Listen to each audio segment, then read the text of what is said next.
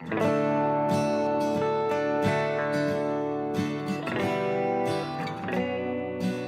and welcome back to the Hutchinson Veterans Outreach Program. I'm here today with Tim Burley. I'm your host, Lisa Dettell, and we're talking with Tim. Now, Tim, you're the commander, post commander, I should say, of Post 96. You have been for quite a while, I think the last couple of years. I hear there's a lot going on in Hutchinson, so we thought we'd stop and catch up with you today.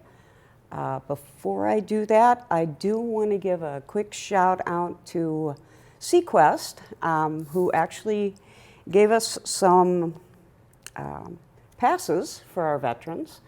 I know I've been handing them out. I know you have been too.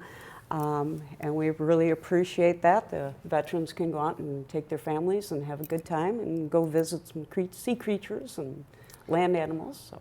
Well, I know our younger veterans really appreciate it, especially those with young kids. It's a cost savings for them in our economy today. We all know cost savings is going to. In fact, we've been talking to a lot of veterans about just tightening up their belts because we know prices are going up and we're hitting some inflation. And our job is to be mentors to our veteran community.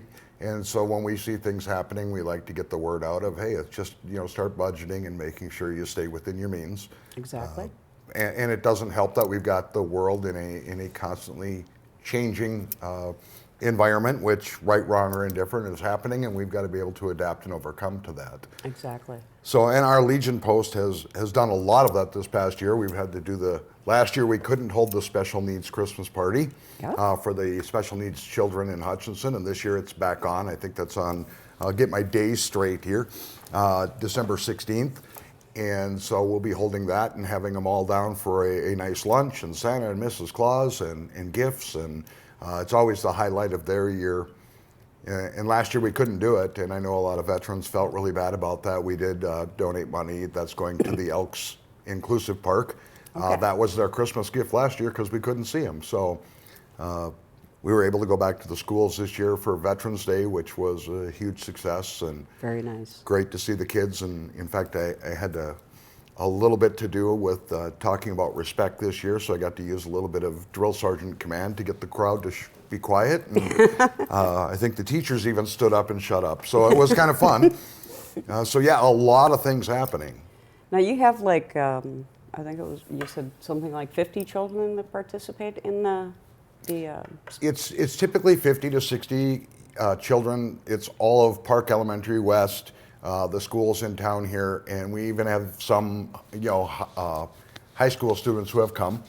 And what we do is we work with Target here in town. If I give Target a shout out, I shouldn't, but if it's wrong or right or indifferent, Target donated a significant amount of the toys the last time we had it, and we went back with Target this year. Part of their giving back to the community, which has been great. The VFW partners with us on it. They provide the lunch. So I think we were mentioning before the show, over the whole last year, 2 years, we've found the veterans organizations coming closer together. Yes. Because donations were down 70%. Yeah. To organizations, and we've had to pull together and really learn each other's resources and talents to be able to help those veterans who are in crisis. Exactly. People were stepping up, and I know you were out running around and you were doing a lot for the community and you had a lot of help. And I'm grateful for that. We just held the Saluting Community Heroes event, which we had to do the telethon last year. I've never done a 12-hour telethon, and I think I'd rather do that because it took 3 weeks to put that together. This event is about the people who attend and about our veterans community, and we like to get very detail-oriented. Our speaker this year was Lieutenant Colonel retired, a Marine, Oliver North, and he drew a huge crowd. Rightfully so. He gave an excellent presentation about just America. No politics, just who we are and what we stand for. And I know the Marines were excited to be there. Of course, everybody was, but Marines have their own little special group, and they're a tight-knit group, and Ollie's their hero. And so I can tell you, and I probably shouldn't say this, but I know this year, 2 years ago, we came out with about $120,000 in donations, And actually this year we've doubled all 3 of the previous events with what we've raised this year. So we've got some incredible companies in Hutchinson, Litchfield. We had people from Pipestone, Minnesota, St. Cloud, all joining in on this, and it was just a wonderful event. And we know around Christmas time when we start cutting the checks that go out to the not-for-profits that help veterans, 90 to 95% of this money all goes back out the door. Okay. The only expense is that we have to pay is the dinner, of course, for the event, and our speaker. And I know Oliver North actually donated money back that night because he was just impressed with the whole situation. Our Minnesota Department of Veterans Affairs Chief of Staff, and I tear his name up every time, Michael came out, and he walked into the main ballroom and just stood with his mouth open and said, what is this? And I said, this whole room will be full. Yep. And we had the second site at the VFW, so we brought a lot of the Eagles Healing Nest people, and people like that came to that site, and it was televised. And we had Miss Woman Minnesota, Sarah Peterson there. I mean, okay, it just goes on and on and on. So many great things that happened. Exactly. And like you said, that the money that was raised by Saluting Community Heroes, most of that money will get donated to other VA resources that are going on. Well, we typically try to go to the not-profits first. Yep. So let's see. I'll get all these names. Project Delta, which is a volunteer-based service dog training organization. A lot of the veterans at the Nest have service dogs there. Yep, we've had them on our show once. The Eagles Healing Nest, we've given to the McLeod County Veterans Fund, Meeker County, good Lord, I'm getting my names up around St. Cloud. We've helped them. St. Cloud State University has a mental health center for veterans. We've donated there. I mean, money goes quite a few different places, and it's very needed. Oh, definitely. And we've actually, last year or the year before, we actually funded some of our female veterans. The VA is not great at military sexual trauma. Let's just be honest. Yeah. I mean, you can't have, those therapists are hard to come by in the first place, and our female veterans suffer for that. And we actually have a regional woman who is a therapist who specializes in that in Chaska, so we worked a deal with her and paid for numerous female veterans to go to her. And the great part is to see them go and to see them come back and how excited they are, and it's life-changing. Oh yeah, definitely. And so, you get the Christmas cards, you get the note or something like that, and I do a fair amount of time, and yeah, I can admit it, I do a fair amount of time crying, just because the tears of happiness and seeing people healed. Exactly, So, exactly. There's nothing better. Exactly, and you said it. This is my 4th year as commander, and I'll be stepping down purposely. Yep. It's time for Hutchinson to have our first female veteran commander of the American Legion Post 96. Diane Jankowski will be stepping up to fill those shoes. We tend to track a little, and you know this, we tend to track a little bit away from what the National Legion and even the department, they have a past commander, and normally what happens is the past commander disappears. Yep. Because they just put in the year and now they're tired and they want to go relax. So we've started having a mentor and then a commander-elect. So Diane and I have spent the last year just going through all the calendar. She's run a couple of the meetings just to get her feet wet. If there's, she needs any assistance, I'm still here.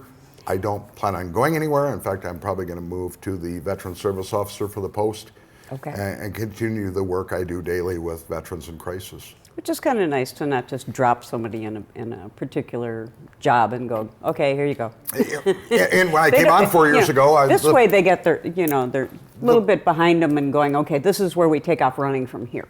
Exactly, and we've got such a great post here in Hutchinson. We've got a lot of the past commanders who are here. The Bob Rolanders who, hey Tim, we did Americana, the American theme this way. Yep. Veterans Day, I called Bob and said, I have a mission. We got to go to Park Elementary. We have one school that's not covered. He and Diane went and covered that and nice. Did an incredible job. So, even we can call Lisa and Renee and say, hey, we need this, and it gets done. Yep. Yep, that's the whole thing. It's all about community and getting everybody pulled together to work with whoever needs it. It's incredible. A lot of people in Hutchinson might have seen the flyover at the football game, and this has been a great year for Hutch football. I mean, they're playing in state next week, or when this plays, it might have already been over, and they'll have won, and we'll be all happy about that. Yep. They're actually playing for one of our veterans at the Nest who passed away on the night before Veterans Day. Chuck was his name. He did the jewelry and made that for many years. He was an industrial arts teacher, and it's great to see them come together. They had the red, white, and blue night, so you probably all saw the airplanes fly over, and if you didn't, you missed a great thing in the flag. And then we had a veteran actually pass away on the side of the field. He had a heart attack, and a young lady, Amy Rogotsky, brought him back to life. He was gone for 3 minutes, and he's alive and well and walking today because someone knew CPR. So we adjusted our American Legion. I went in and said, you know what, we need to give back and we need to train. Exactly. So we've set up and approved for 24 veterans, and we're asking if veterans want to contact us.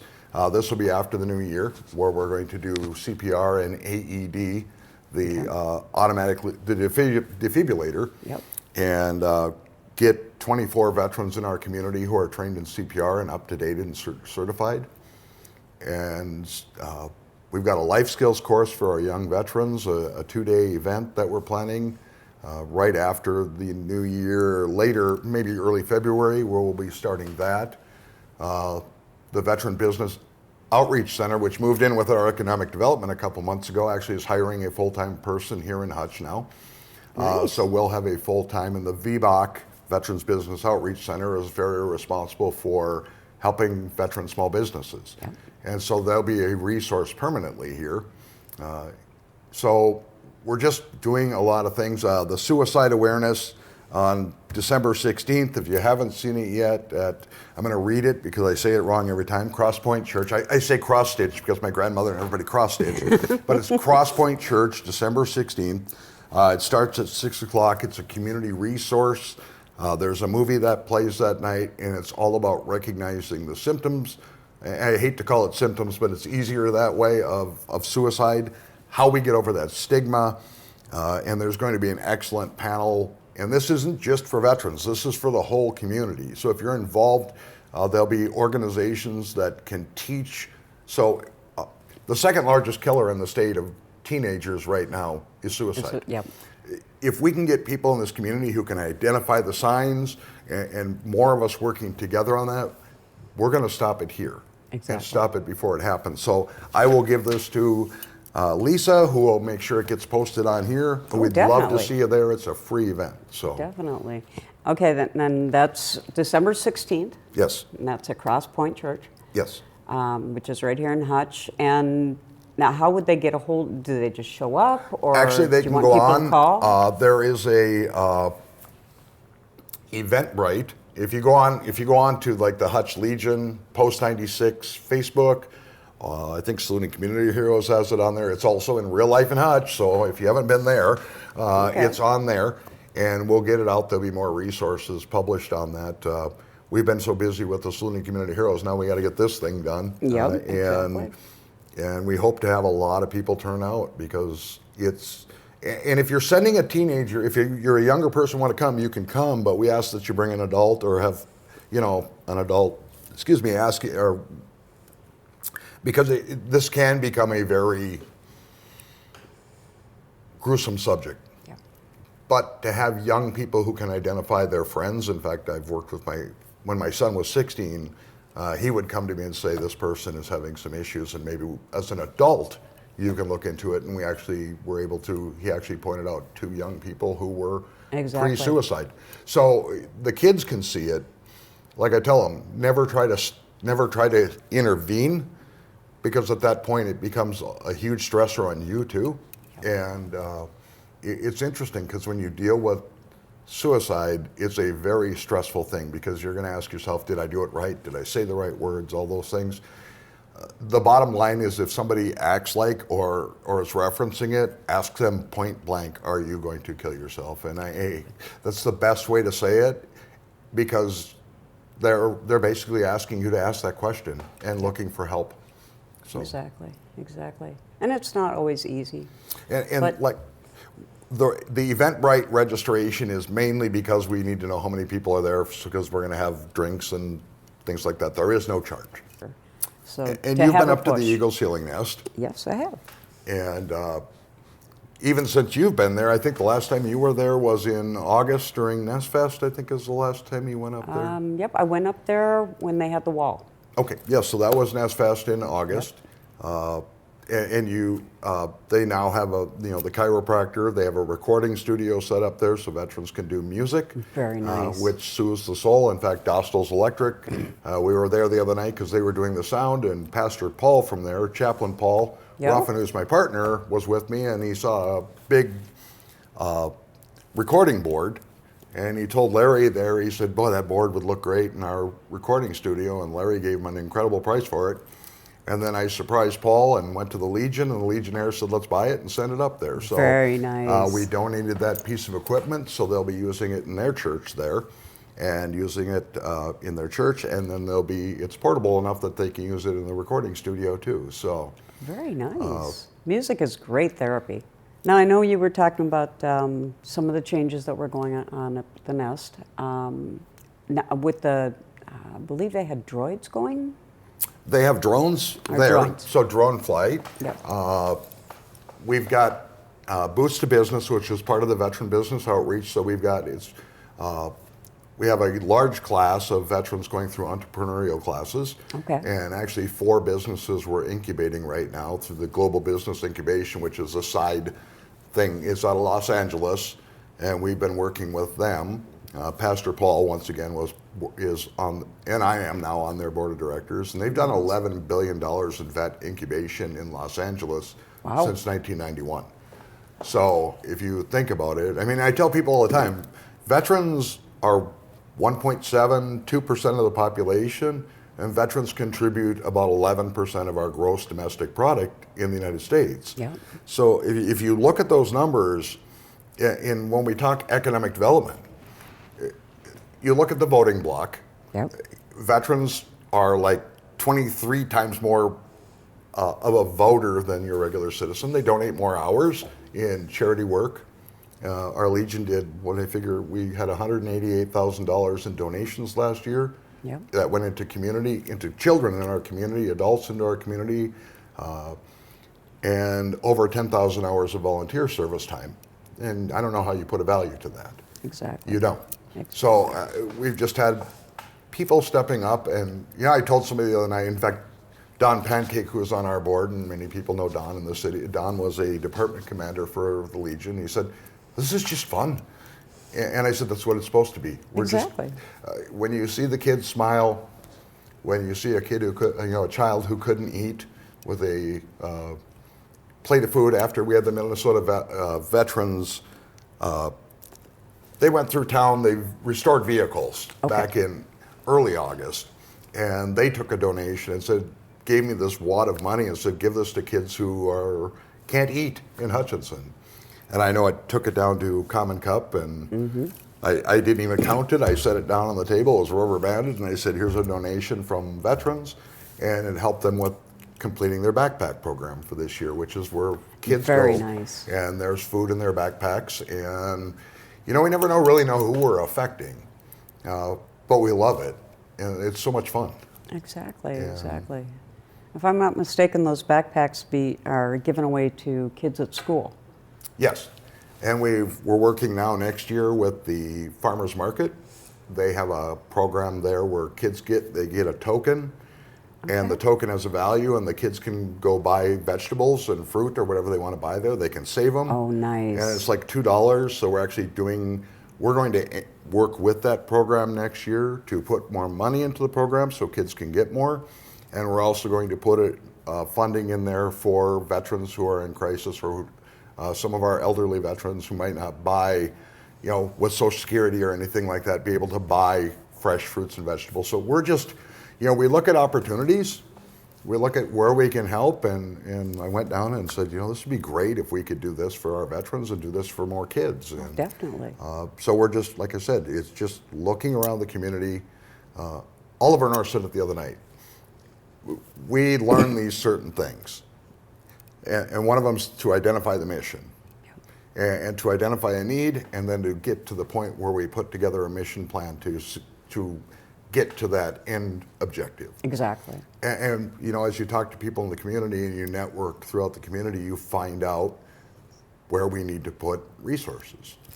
Once we identify that, we put a plan together and we start hitting that resource. And it's easy after you can figure that out.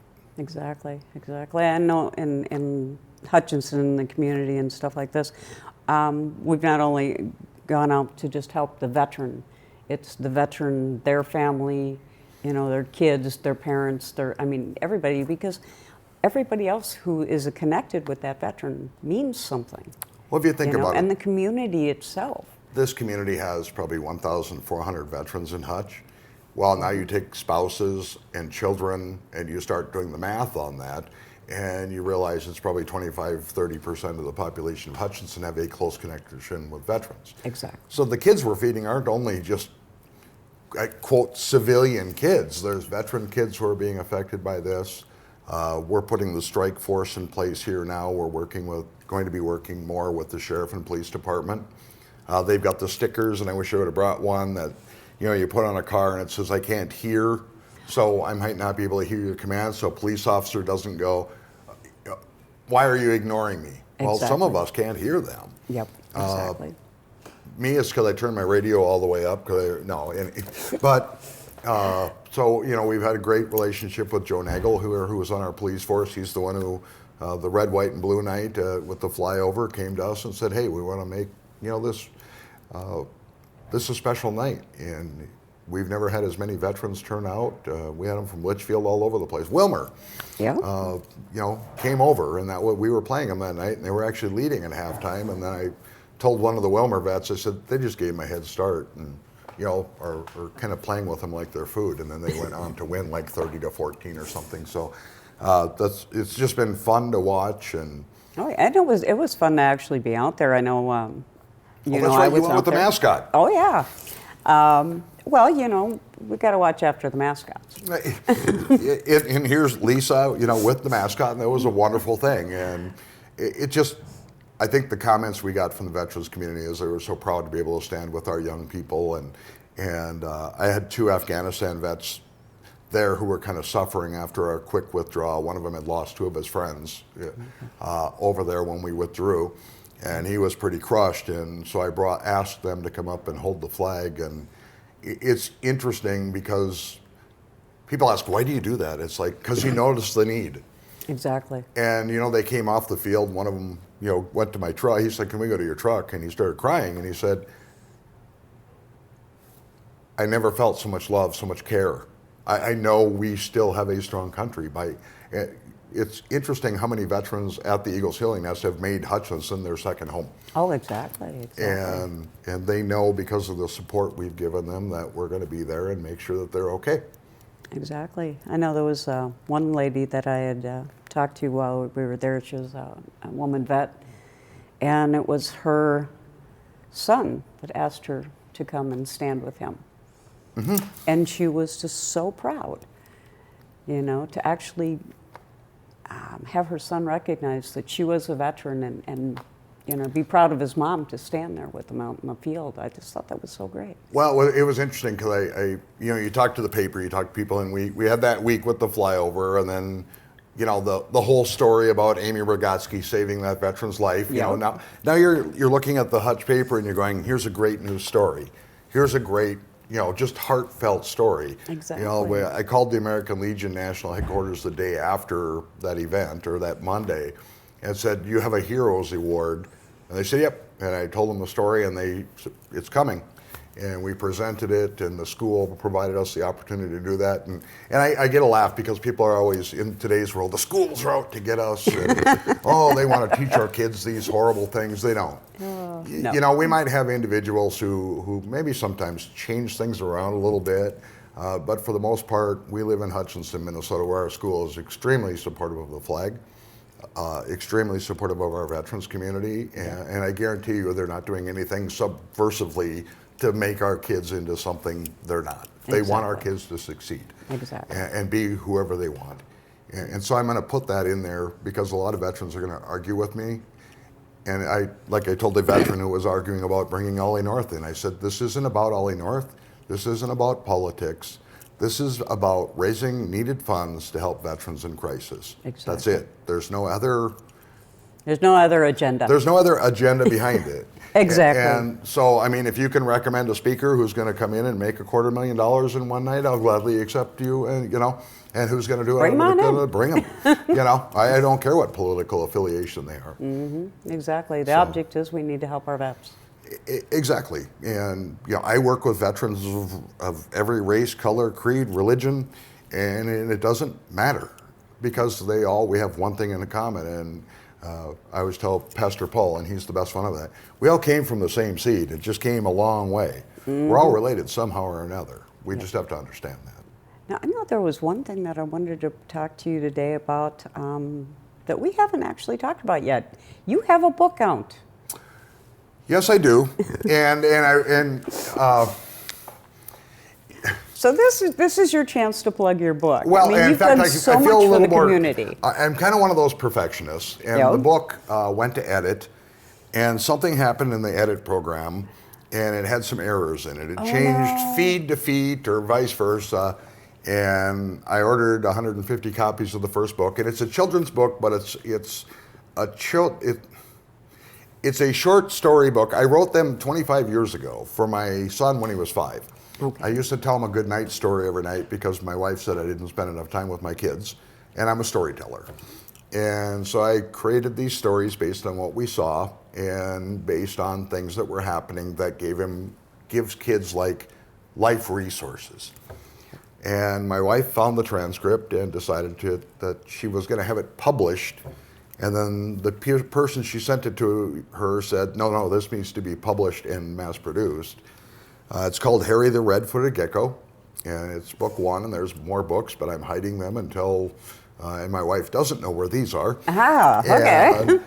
So the book's been fixed, so I'll be pushing it again and doing a signing here. I haven't set a date. It was designed, the book was written for a parent and a child to have an interaction.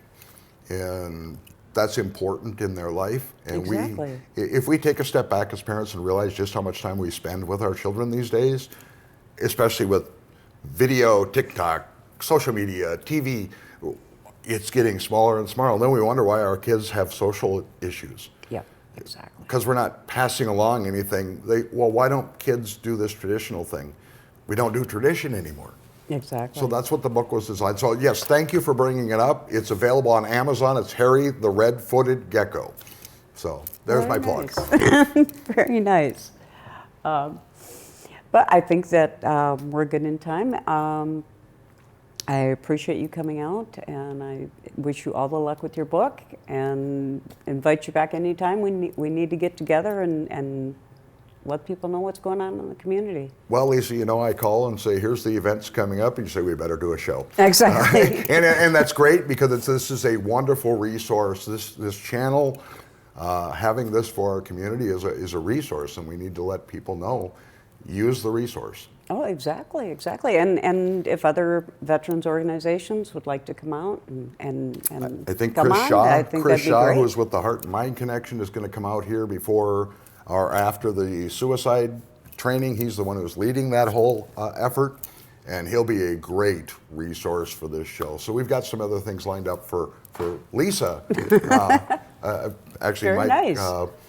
McElhiney, who is the Minnesota Department of Veterans Affairs Chief of Staff, is coming out here. I asked him if he would do a show, and he promised he would come back. So we've got Lisa's got some great people coming on the show, and we're just going to keep feeding her. Hey, that's 'cause she asks fantastic. great questions and does wonders for the veterans in this community. So thank you, Lisa. And Well, thank you. thanks to HCVN for just putting this together. Yeah, I got some good people over there. Yeah, and they don't even harass me very much anymore. I know. So, well, thank you. We'll have to fix that. Thank you. Thank you, Lisa.